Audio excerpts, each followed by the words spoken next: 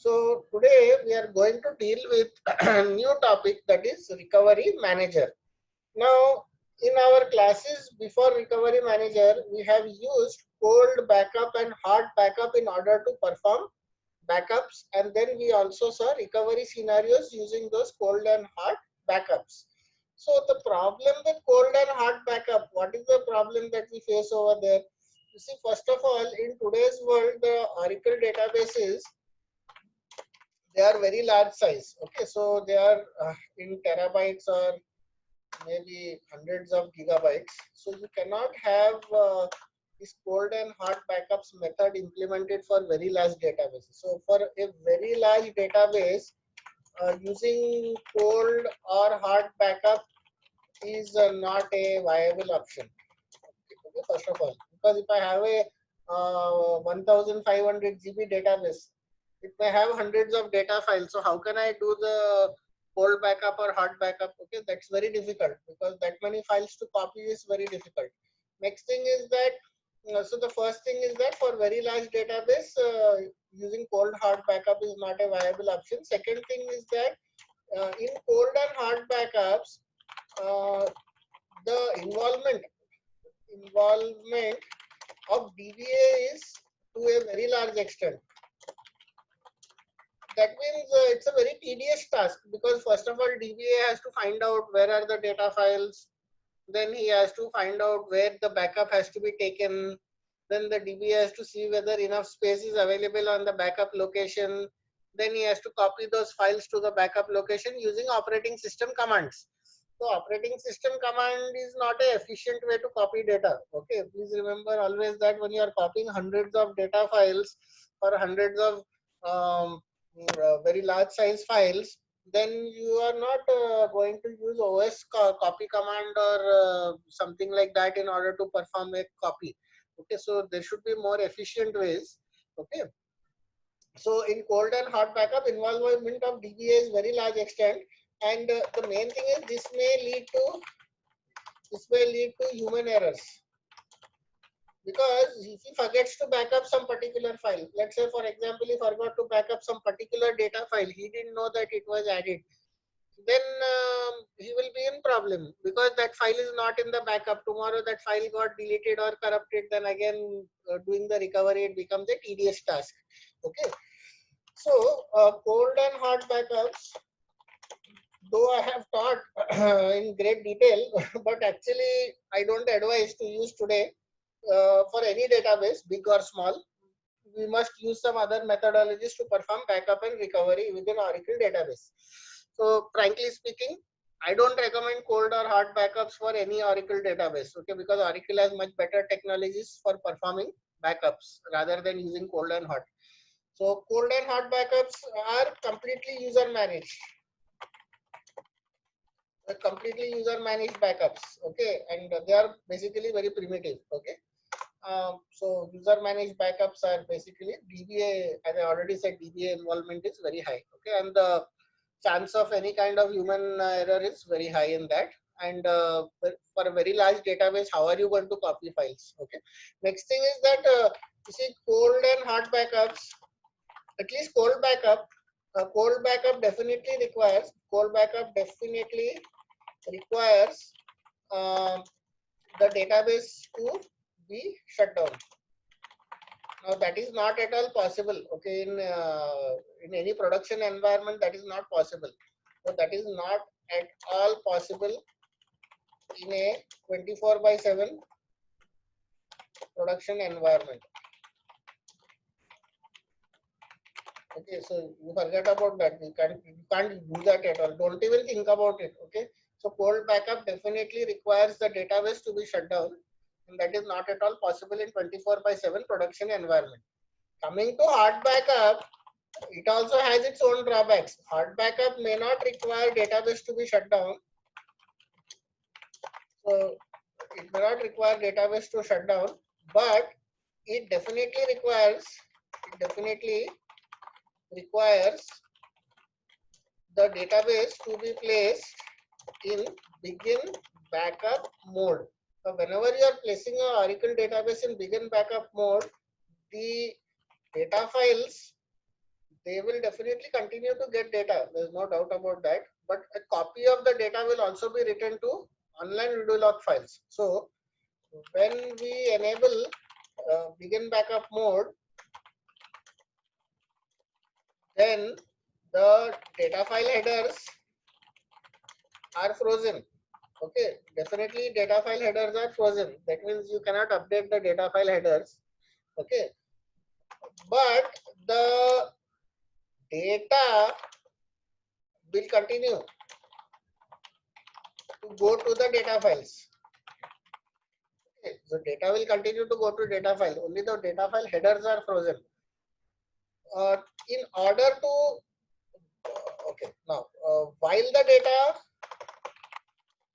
data is being written to the data files, so whenever as the data is being written to the data files, the DBA may copy the same data files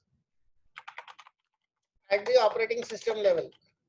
Okay, at the OS level. So DBA will be busy copying those files at the operating system level.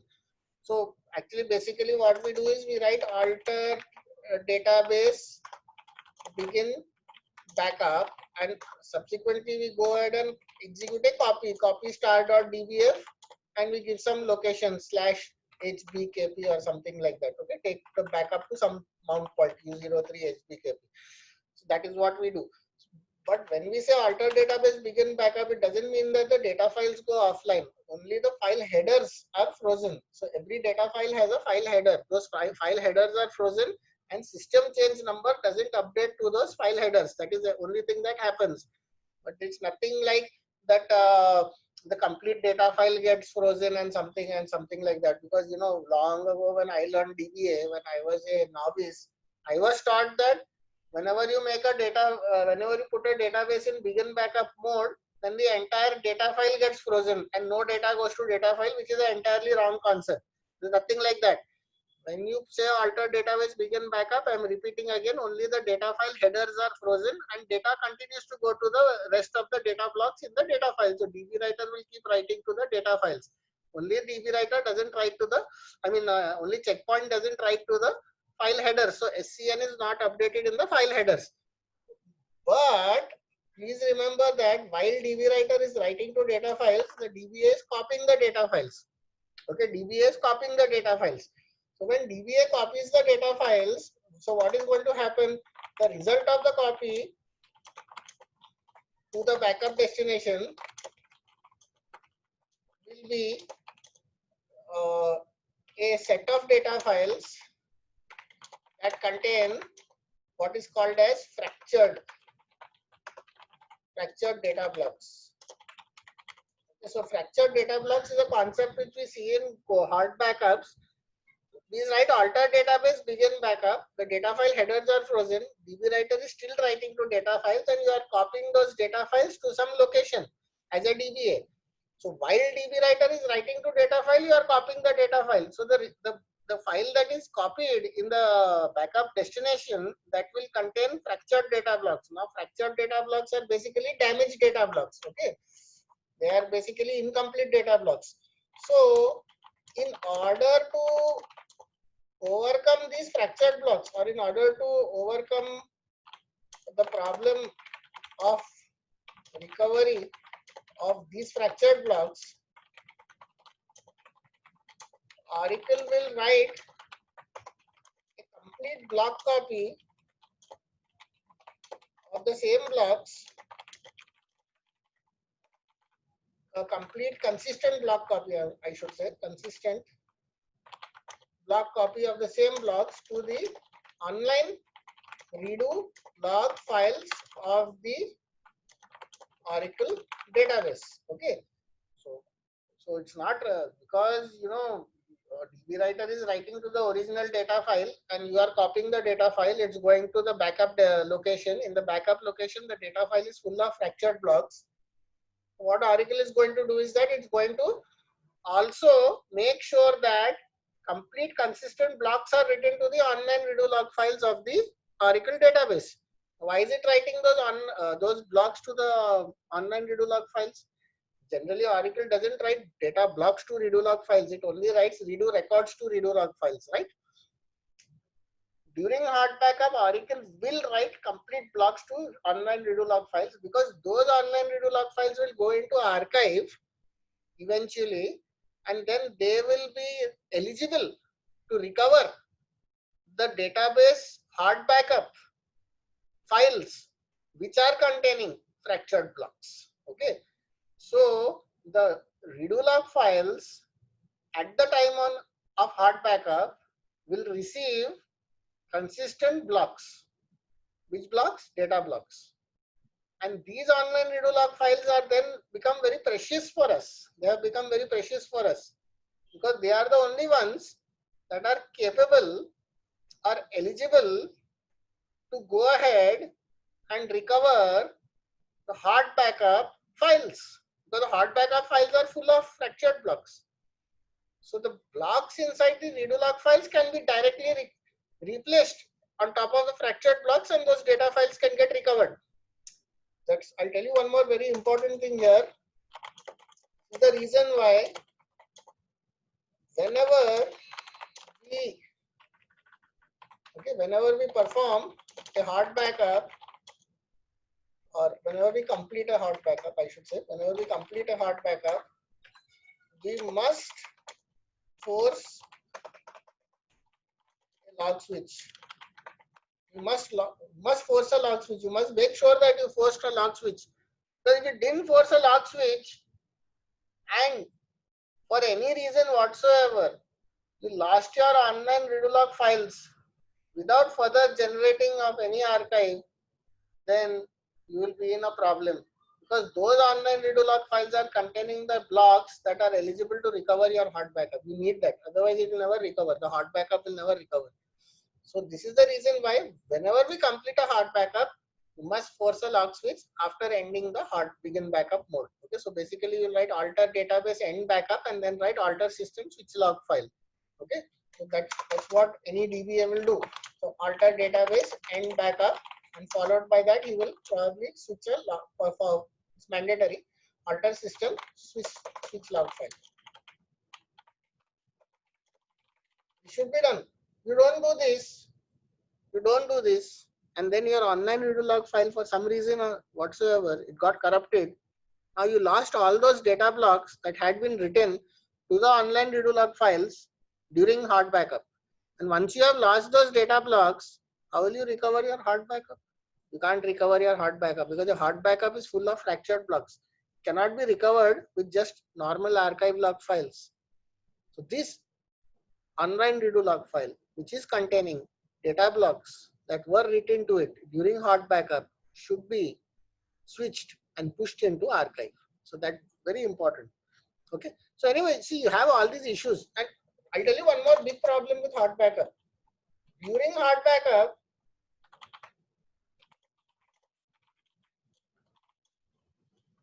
due to the reason that data blocks are themselves being written to the online redo log files during hard backup, due to the reason that data blocks are themselves being written to the online redo log files, it becomes mandatory that those log files will fill up very fast. Okay, they'll fill up very fast. Your online redo log files will fill fast. This will cause frequent log switching and checkpointing in the database. Thus, it will, or it is not a good practice to place a database in begin backup mode for a long time. It's not good because you are hitting the performance of the database. Checkpoint frequency will increase, log switch frequency will increase.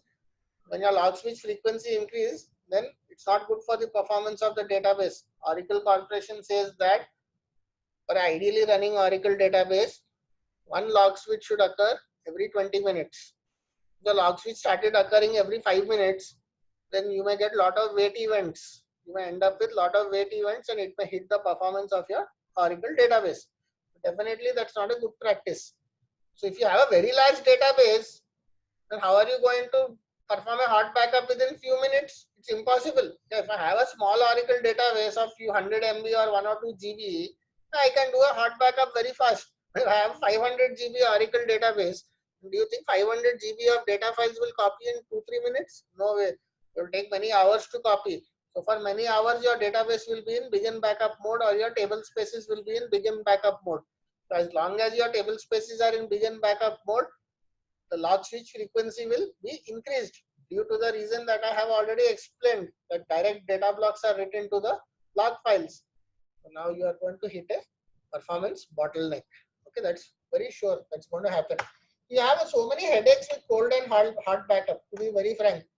Why do we teach cold and hot backup? We teach cold and hot backup. Somebody may say, why Mr. Kapil is teaching cold and hot backup for the past 7-8 days or 10 days? The fact is that if you don't know cold and hot backup, then you don't know the fundamentals of backup recovery. Because the fundamental concept of backup recovery is established when a person learns cold backup, hot backup, and the recovery scenarios with these two types of backups. So I showed you how to perform a cold backup. I showed you how to perform a hot backup. I showed you how to perform recovery of a single data file. I shown you how to perform recovery of multiple data files. I shown you how to perform recovery of system data file. I showed you how to perform recovery after loss of complete database, after loss of control file. And I've shown you point in time recovery. I showed you several recovery scenarios. Why did I show all those recovery scenarios? Because that is the fundamental knowledge that you should have before going to RMAN. So, because when you go to RMAN, the fact is that you have shifted from user managed backups to system managed backups. The system managed backups, the system is doing everything for you. As a DBA, you are not doing anything. You are just telling RMAN to go ahead and back up the Oracle database. RMAN is a utility. RMAN is a server-side utility. It's a server-side infrastructure. That server-side infrastructure is going to go ahead and perform its job. It's going to read the control file, go ahead, copy the data files to some location. So as a DBA, you're not doing anything. RMAN is doing everything for you. Okay. So if you don't have the basic fundamental knowledge of cold hard backups and how recoveries actually occur, you will never understand RMAN properly. Okay. And one more question I always put out is that we did recovery scenarios. I said recover database using backup control file something. I said recover table space name. I have written recover data file name, file ID. So I have shown so many recovery scenarios. My question is very simple. Which is the process which performs recovery? Which is the process which performs recovery? Believe it or not, I've asked this question to n number of DBAs and many of them probably they were not told correctly or not taught correctly. They said recoverer is the process which performs recovery. So that is not the correct answer. Okay, so I'm not criticizing anybody. I'm saying that some misconceptions are there. Recoverer is not the process of Oracle database that performs recovery. In order to perform recovery, we always connect as sysuser. We always connect as sysuser with sysdba privilege in order to perform recovery. And to do recovery, the process that comes into picture is the server process of this session. When you are connected as sysdba to the Oracle database and your database may be open or it may be in mount state, one of the two. So recovery can be done in open state or in mount state. If it is a partial recovery, like recovering a table space or a single data file, it can be done in open state. You don't need to shut down your Oracle database. But in case it's a complete recovery, incomplete recovery, or you have lost a system data file, or you have lost your online redo log files, or you have lost your control file, or you have lost all the 3 files, then you require to go offline and you have to do the recovery in mount state. When you do recovery in mount state, so that is an offline recovery, right? You are offlining your entire database. So the server process of the sys user will go ahead and perform the recovery. Okay. Now, with this knowledge in background, okay. So keeping all this knowledge in background, so what is the conclusion so far? The conclusion is that cold and hot backups are complex. They are not suitable for very large databases. They are user managed. They have more room for human error, and they are having some drawbacks. Now, talk about RMAN. Okay, so now we are proceeding more towards RMAN. What is RMAN? What is its architecture? So RMAN has a very wonderful architecture. RMAN is basically a product which is embedded with the Oracle database software itself. It's a part of the Oracle software. You use RMAN in order to perform backups, and you use RMAN also to perform recovery. Let's proceed to RMAN. So I'm shifting my focus to RMAN. So let's start out here. Recovery manager. RMAN. Okay. So what is this? So RMAN implements a type of server managed recovery, SMR. So server managed recovery means basically that's the ability of the Oracle database to perform backup and recovery of the database without DBA intervention. Okay. So SMR, server managed recovery, refers to the ability of a database to back up itself. It does so by relying on built-in code in the Oracle RDBMS kernel. So within the Oracle RDBMS kernel, you already have built-in code. Using that code, Oracle database can perform backup to itself. Okay. So you may wonder, where is that code? You may ask me, where is the code? Show me the code. Show me the code where RMAN is taking backup. Yeah, it's there. So there are some packages. There are some packages. Those packages can be used in order to perform backup and recovery. Let's start one of our Oracle databases. In the meantime, while it starts, let's continue here. Now, RMAN is a standalone application that makes a client connection to the Oracle database to access internal backup recovery PLSQL packages. What is a PLSQL package? A PLSQL package is a program. Okay, what is a PLSQL package? A PLSQL package is a program that is basically a collection of procedures and functions.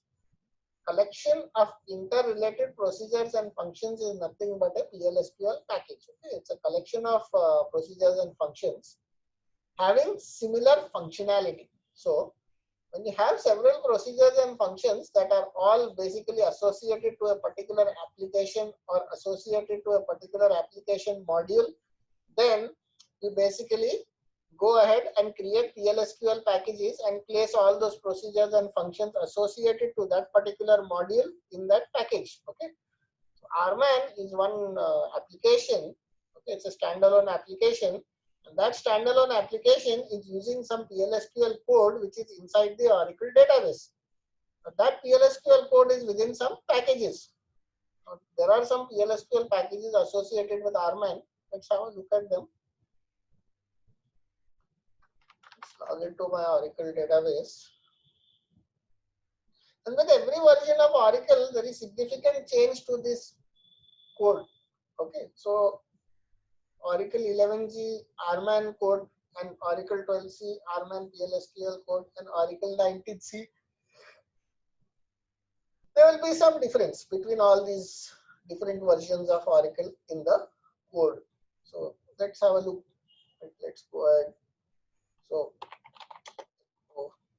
$Oracle_SID. Okay, so let me start up this Oracle database. And let's try and look at the names, at least look at the names of those PLSQL packages that are basically pushing RMine, okay, or making RMine to work.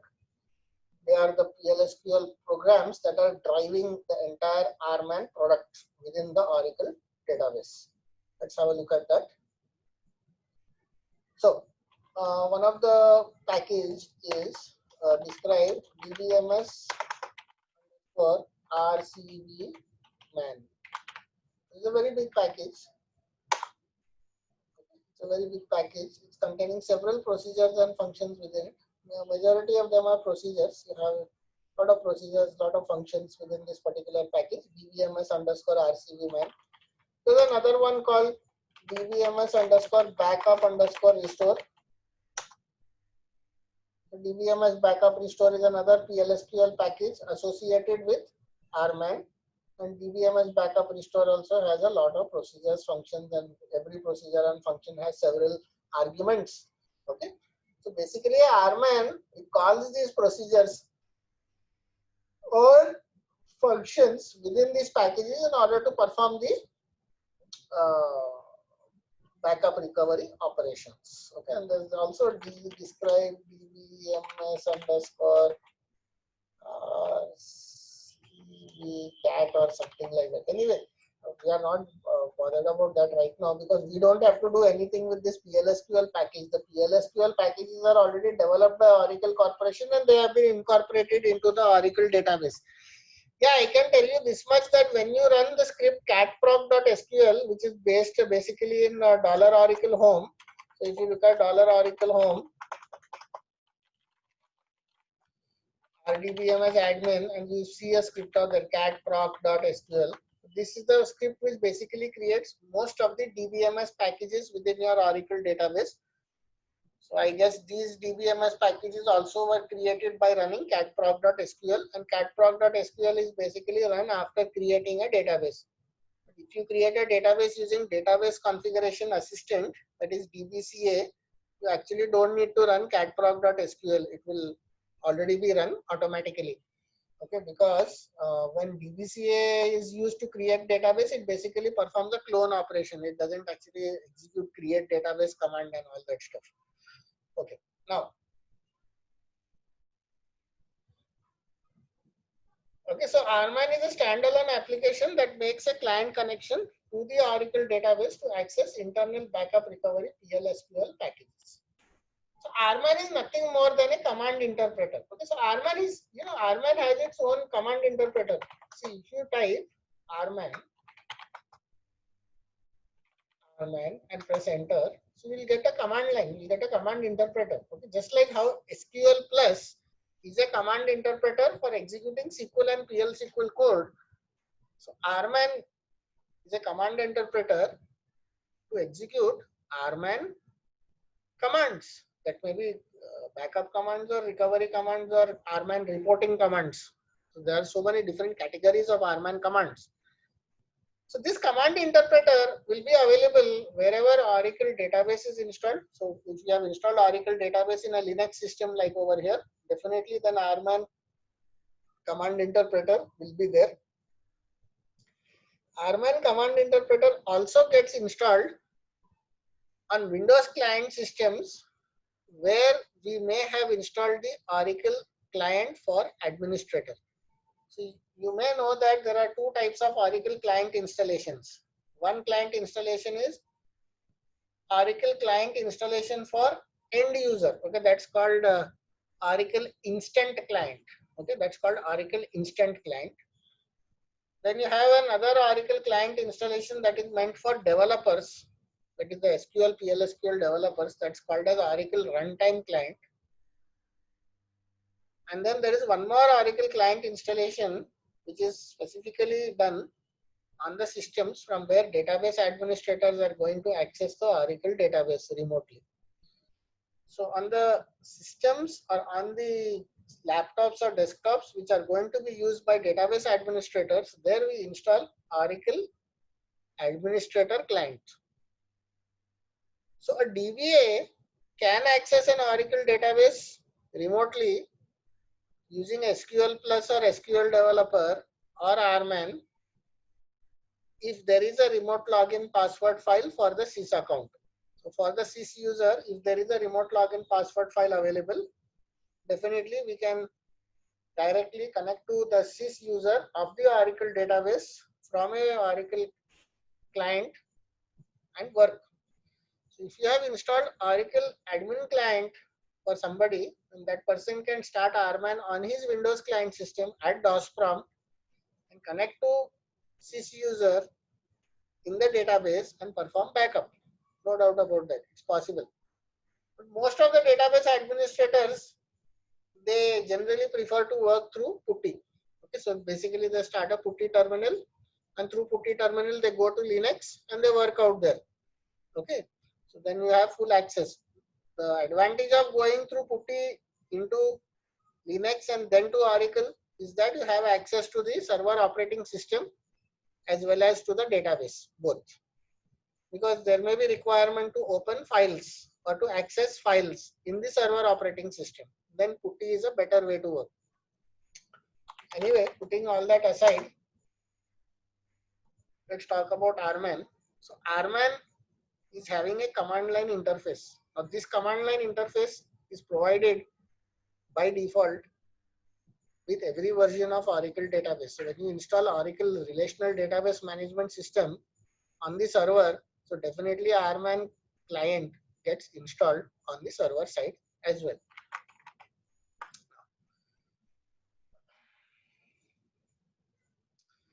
What's the job of this command line interpreter? It takes simplified commands and turns those commands into remote procedure calls that are executed against the database to which it is currently connected. What's the meaning of this? What do you mean by take simplified commands and turns those commands into remote procedure calls? Okay, let's explain this architecture to you. First of all, let me explain to you what is a remote procedure call. See, most of you will not know what is a RPC. So let me show you a simple RPC. It's nothing great. Just calling a procedure. Just calling procedure is called as a remote procedure call. When you call a procedure from a remote environment, that's a remote procedure call. Nothing to be afraid of. Okay, so let's just go connect to one user. C #Raju. Password is Tiger. I got connected to this user, and okay, I should have actually. I don't think this user even has permission to create a procedure. So let me just grant create procedure to C #Raju. Okay, so I granted that permission and I go again and connect to that user. Connect. I'm connected. Show user. Now what I do over here, so I have some like star from tab. I have some table here. So I write a procedure begin. Sorry. Create or replace procedure del emp. Emp in number is begin. Delete where employee number equal to p employee number. Commit. And exception when others then null and del emp. So like a small procedure. Got some error. Invalid table name. Delete emp. Sorry. Delete emp. Forgot to write the table name. So procedure is created. Okay. So describe del underscore emp. So this is a simple procedure that I have created. This procedure basically accepts an employee number and goes and deletes the employee. So when I call this procedure, so what are the ways to call a procedure? That's called as a remote procedure call. So I may call this procedure in Java, I may call this procedure in .NET, I may call this procedure in Python. I may call this procedure somewhere or the other in PHP. So when you call a procedure from a remote environment, then that's a remote procedure call because your procedure is basically sitting inside the Oracle database. You are calling that procedure remotely. So it's a remote procedure call. So I'll call this procedure exec del underscore emp. I'll give some employee number 7902. So it deletes. Okay, so if I write exec del underscore emp, I give some employee number 7788. Delete. This is a remote procedure call. You can also call like this. Begin del underscore emp 7369. And this is also remote procedure call. Okay, so this is called as remote procedure call. Okay, so you have procedure in your Oracle database and you are calling that procedure. Here my calling environment is SQL plus. Here my calling environment is SQL plus. Similarly, when you type any rman command, like for example, I connect to my Oracle database, rman target slash. I connect to my Oracle database directly on the server. So I'm connected to sysuser of the database called as CDB1. CDB1 is the name of my target database. There's some terminology out here. The database on which you want to perform backup is called as the target database in case of rman. So all that is there ahead. Don't worry about that. But I'm just telling you, since it's come out here connected to target database CDB1, it's saying that, right? So the database to which you want to connect and perform backup on is called as the target database. Okay. So I've got connected to a target database CDB1 whose SID is ORCL19C. Okay, the SID is ORCL19C, but the DB name is CDB1. I'm connected to the database and I'm writing backup database. This is a rman command. Now you tell me, in this command, am I specifying any file names? Am I saying copy these data files? No, I'm not saying. Am I saying copy these data files to X location or Y location? No, I'm not saying. Am I saying that make the database to begin backup before copying the data files? No, I'm not saying. Everything is going to be done by Oracle. So if I write backup database and hit the enter key, so Oracle is going to go ahead and perform backup. I should not say Oracle, I should say rman. Rman is going to go ahead and perform backup of that entire database called CDB1 to some location. A backup database is a proprietary rman command. What is backup database? It's a proprietary rman command. This is not a SQL command. It's not a PL/SQL command. This is a proprietary rman command. This rman command is going to run against the Oracle database, right? It's going to run over there. Definitely it goes and executes against the Oracle database, this command. The code that is supposed to execute on behalf of this command. So on behalf of the command backup database, some code has to execute inside the Oracle database. So inside the Oracle database, some code has to execute. That code is in PL/SQL. So now let me tell you what's going to happen. What's going to happen is as follows. You wrote this command. Now this rman client or the rman command interface will first of all check the syntax of this command, and if the syntax is correct and if this is a valid rman command, then it goes to a file. Called as recover.bsq. What's the file name? It's called recover.bsq.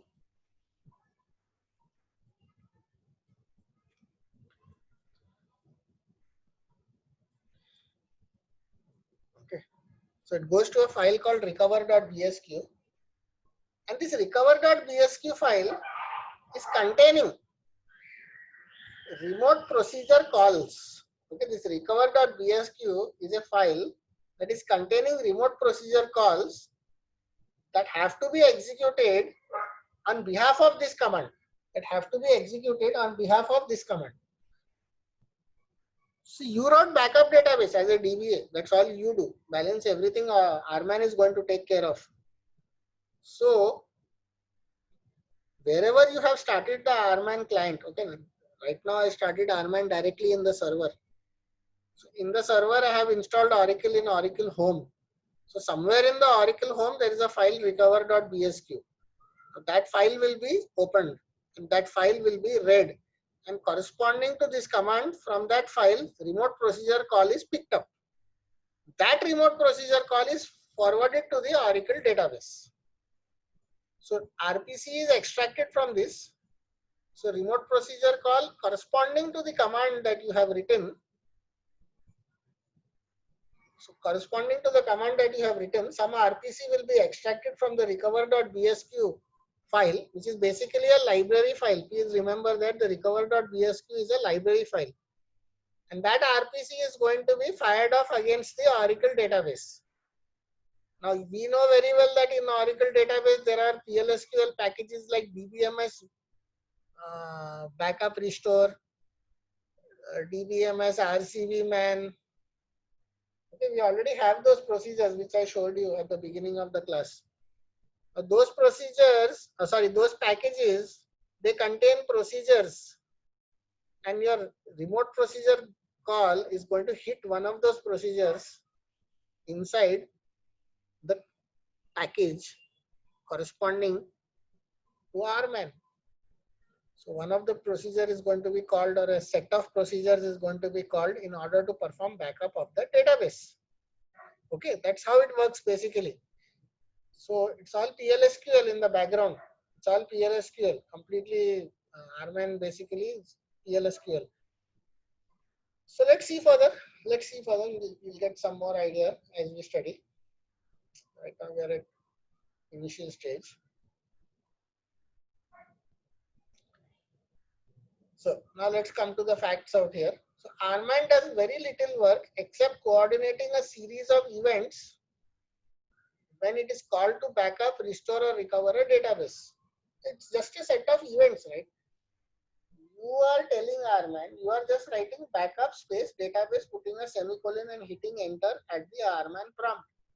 After that, RMAN is just executing a series of events which will finally result in the backup being completed on your behalf, on behalf of the DBA.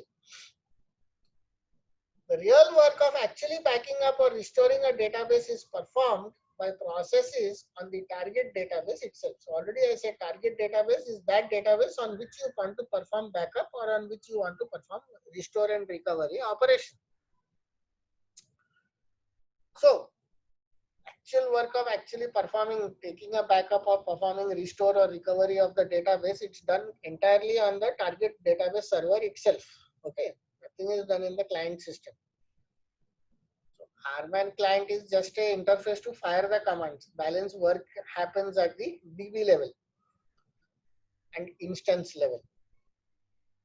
Now, the Oracle database has internal packages. Now, already I told you that there are PLSQL packages inside the Oracle database that actually take the PLSQL blocks passed from RMAN and turn them into system calls which can read from and write to the disk subsystem of the database server. So what is the meaning of this line? The meaning of this line is that you wrote backup database in your RMAN prompt. That backup database command was translated by the RMAN interface or the RMAN client interpreter into a remote procedure call which was extracted from recover.bsq. So it's as simple as that. You write a RMAN command, you have written that command in the RMAN command line interface. The RMAN command line interface checks the syntax of the command and validates whether it is a valid RMAN command. If it is a valid RMAN proprietary command, then that command is translated into a set of remote procedure calls. Those remote procedure calls are present inside a file which is a library file called as recover.bsq, which is residing in the same Oracle home from where you are running RMAN. And those RPCs are extracted from the recover.bsq, and then those RPCs are sent to the target database which you want to back up or restore or recover, whatever. So those RPCs are fired out there. Once those RPCs are received by the target database, so on the target database there are processes which will call the PLSQL packages that are actually responsible for, or that are actually containing code that is capable to perform a backup of the Oracle database and execute system calls which can read and write to the hard disk of the database server. That's how it takes the backup, because that PLSQL code is written in such a manner that is actually able to go and perform system calls against the hardware of the server to perform a backup. It's able to perform a copy of the data files on the server. So Oracle is already programmed all this. As a DBA, what are you doing? You are just writing backup database. Now that is very easy. Okay. So if someone is telling me that RMAN is difficult to learn or RMAN is difficult to operate, I don't agree with that, because this is far better than user managed backups. In user managed backup, you have to remember Linux commands and you have to write so many queries to find out where are your data files, etc. In RMAN, you don't need to do all that. In RMAN, no one is asking you to go and search where are your Oracle data files before performing the backup. Because RMAN will do all that work for you. It will do all that work for you. Now, the RMAN utility is installed as part of database suite of command line utilities like SQL Loader, export, export data pump, etc. So, whenever you are installing Oracle relational database in an Oracle home, whether it is 12C or 19C, that doesn't matter, you will get several utilities like SQL Loader, traditional export, export data pump, etc. And you will also get RMAN client. You will also get RMAN client. Okay. So basically, RMAN is divided into two parts. One is its server-side infrastructure and the other is its client-side infrastructure. The server-side infrastructure of RMAN is basically consisting of PLSQL packages that are part of the Oracle database metadata. And the Oracle client side, the RMAN client side component is nothing but your RMAN client utility. That is what I started just now by typing RMAN target slash. What did I do out here? I typed RMAN target slash and I got connected to the Oracle database.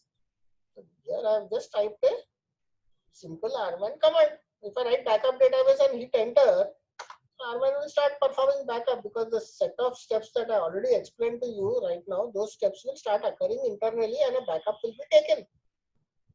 That what happens actually internally, that also we'll see. You see, I cannot explain everything in one single session, so we'll also be having an additional session for further issue. Okay, I mean further examination and further study of RMAN. Okay, if I write delete backup, going to delete all the backups that we had taken. You want to delete? Yes. So it deletes all the backups. Okay. So that all we'll see later. I'm not worried about RMAN commands. First, understand the architecture of RMAN. So what do we see that RMAN is having two components. One is the server-side component of RMAN, which consists of PLSQL code, which is part of the Oracle database kernel itself. I mean, that is the code that is developed or implemented when you create the Oracle database. And the second is a client-side utility. Okay, client-side utility which provides an interface to the database administrator to perform backup recovery operations. Backup, restore, and recovery. Now, the RMAN client utility, it is made up of two components. One is the RMAN executable file, that is generally called rman.exe in case of a Windows-based environment.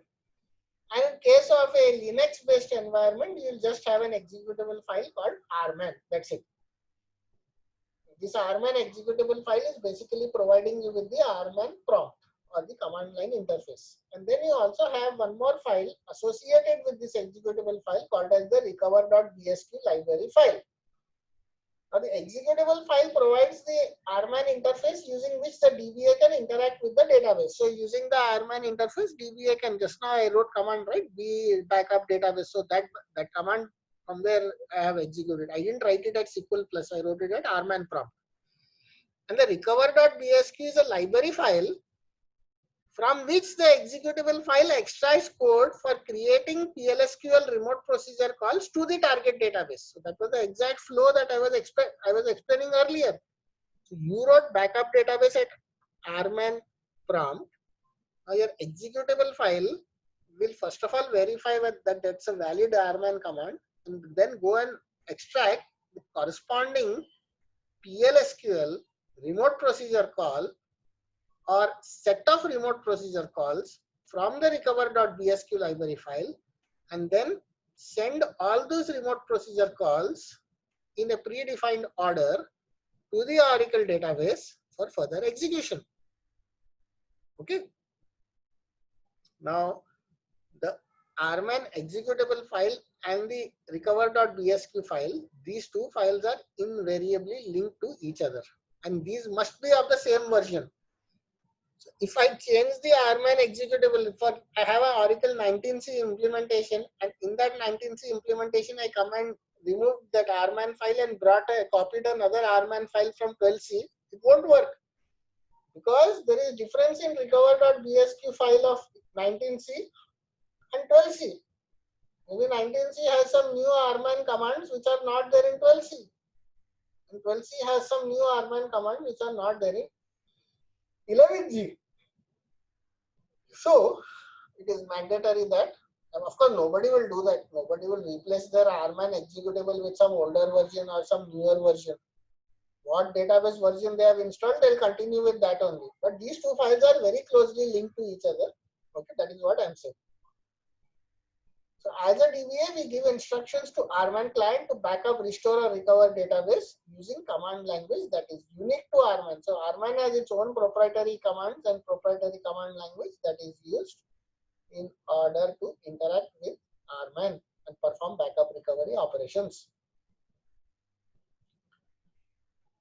Now, so how this actually happens internally, that I will be dealing with in the next class, because today I have already explained what is the disadvantage of cold and hot backup and recovery using cold and hot backups. It's very tedious process, cannot be implemented for very large databases, etc.